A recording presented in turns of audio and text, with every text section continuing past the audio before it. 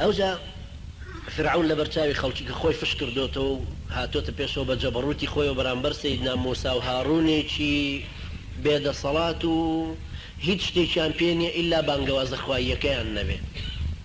وقال فرعون ذروني أقتل موسى وليدعو ربه إني أخاف أن يبدل دينكم أو أن يظهر في الأرض الفساد.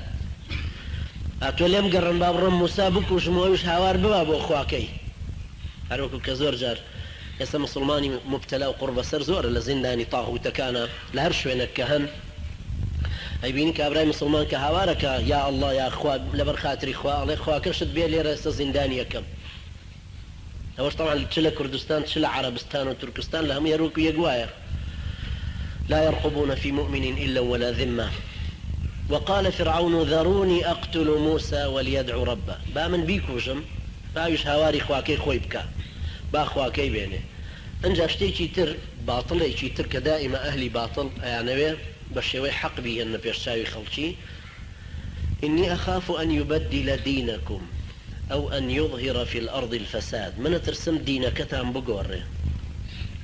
دینەکەیان چییە؟ سيدنا موسى داوای کردبوو کە ئەم خەڵکە خوا بناسن. فرعونی جەیوت أنا ربكم الأعلى، من پەروەردگاری باڵات و خاوەن دەسەڵاتی باڵاتانم، من مالکتانم، من سەیدی مطاع و من مشرعتانم واتە قانون و یاسا و ڕێسادانەرتانم. ما علمت لكم من إله غيري، خوایەکی تر معبودێکی تر نەمدیوە کە ئێوە هانای بۆ ببن غەیری خۆم.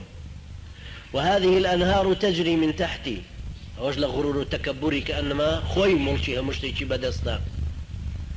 بەم شێوەیە هاتووە ئەڵێ ئەترسم موسا ئابا موسا بکوژم چونکە ئەوێت دینەکەتان بگۆڕیان فەساد بڵاو کاتەوە خراپەکاری بڵاو کاتەوە لە ناو خەڵکیدا.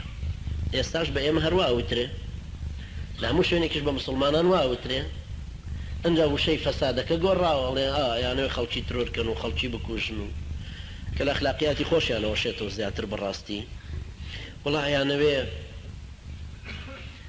فساد و خراپەکاری لەناو خەڵکییا دروست بکەن یان کە فرعون وتێتی ئەن يذهب بطريقتكم المثلى، ئەترسم منجزاتی شۆڕش لە دەستان بسەنەوە ئەم حۆل ئومی کە خەڵک کردوێتی کە ئەنەما ئێمە دوای ئومیەت بڵاوەکەینەوە نەخوێنەواری.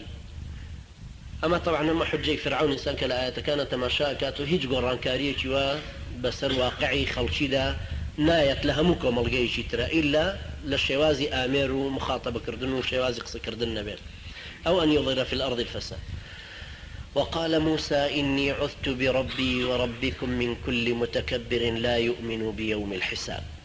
سيدنا موسى فرموي من پنا أقرم بخوا من أسمى بالركيف خواي پروردگار و دالدي أو خواي من و خواي إيوش. طبعا خواي مقصودة ليرة چونك همو وقتك فرعون بوتو الرأب كبي بليتو تو خواني سيدنا موسى فرمي بربي وربكم ويمو وقتي ويبير بخاتو كوا خواي مني شوتوش ولو تو إنكاريكي من كل متكبر لا يؤمن بيوم الحساب. خوا بنامان با إيمشو إيوش هروها سيدنا موسى خواي قولي إيمشو إيوش بنا بدأ همو متكبري بيدين ومتجبر كباوري بروج قيامتي شنية كخوي بزل زاني وخوي فش كردوتوا. طبعا خوي متكبرة أصلا بسر جيل وصنف وتخم ونوع كاني خوش يا ديسان هر متكبرة بسريانا وانيش تشوف سينتوا. أما برامبر بأيمك أو باوري بروج قيامتني حزو آرز وكاني اللي بين تديا رغبتي لشتيك بك اللي هي يان بترسي لعذابي خواي پروردگار و برسينه ومحاسبة وروجي دوايو آقري دوزخ أو كاتت زياتر ترسي قيامتي كلا دلابوها مو وقتك خوي أو أخاته بيشتاوي خوي كمحاسبة أكريتوا بلا مقر باوري بقيامات نبو خواي قورا پنامان دا للشر ولا آفاتي.